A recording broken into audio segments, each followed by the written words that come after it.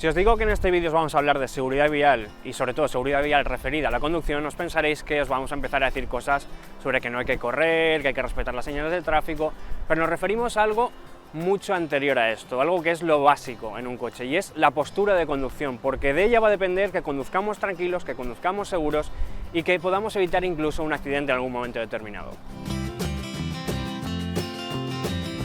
Una vez en el asiento, lo primero que tendríamos que hacer es regular su altura.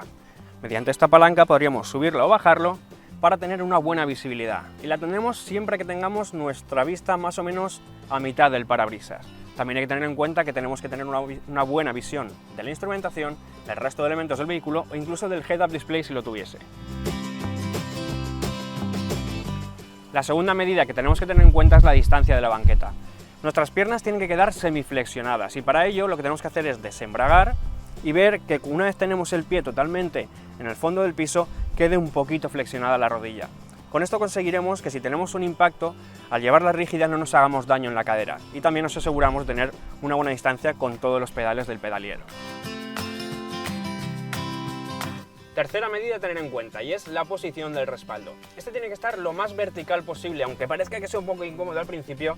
La verdad es que lo que nos ofrece una mejor sujeción del volante y una postura incluso más natural, aunque no lo parezca. Tiene que estar entre 90 y 110 grados con respecto a la base del asiento. Lo regulamos de modo que veamos que tenemos la espalda totalmente apoyada en el propio respaldo. El gran olvidado a la hora de tomar una buena postura de conducción quizás sea el reposacabezas, que casi nunca lo tenemos en cuenta y lo dejamos tal cual viene con el coche o tal cual le ha puesto la persona anterior. Hay que tener en cuenta que su altura correcta es más o menos, el tope tiene que estar entre nuestros ojos y nuestro tope de cabeza, más o menos a esta posición. Y la distancia con la cabeza, por si nos chocan por detrás, tiene que ser a unos 3-4 centímetros. Con esta postura que evitamos, pues algo muy importante, y es que si nos alcanza por detrás, tengamos una lesión cervical, que puede tener consecuencias muy graves. Pues llegamos al volante. ¿Y el volante? ¿Qué hay que tener en cuenta en el volante? Pues lo primero es que se puede regular en los vehículos más modernos en altura y profundidad.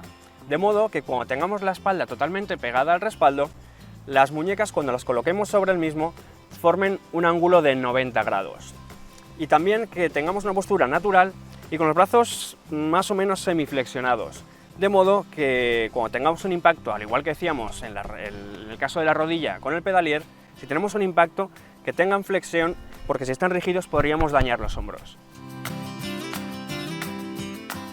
Una vez tenemos el volante en su postura idónea, lo siguiente que vamos a decir es cómo hay que sujetarlo. Lo idóneo es a las 10:10 o a las 9:15. No como hace mucha gente que coge por arriba, por abajo, con una sola mano. Y es básicamente porque si estamos en una curva nos permitirá una mayor longitud de trazado. Si lo cogemos por ejemplo por aquí y tomamos una curva y esta se cierra, no tenemos margen de maniobra, igual que si vamos a una mano o lo cogemos por debajo. Así que siempre o a las 10:10 o a las 9:15 para poder girar completamente dentro de una curva. Si seguimos todos estos pasos que os hemos comentado, lo primero que tendremos es un mayor confort, una mayor comodidad a la hora de conducir. Esto repercute en tener una menor fatiga, lo que significa que cuando hacemos muchas horas por carretera no estaremos tan cansados, con lo cual no tendremos más distracciones ni estaremos más incómodos a la hora de conducir, que puede repercutir en tener un accidente. A su vez hay que tener muy en cuenta que esos pequeños detalles que os hemos dicho, tener las piernas semiflexionadas, igual que los brazos, o tener reposacabezas bien situado, hará que si tenemos un accidente no tengamos lesiones más graves. No tendremos salidas de clavículas, ni lesiones de rodilla y sobre todo un latigazo cervical que puede tener muy malas consecuencias.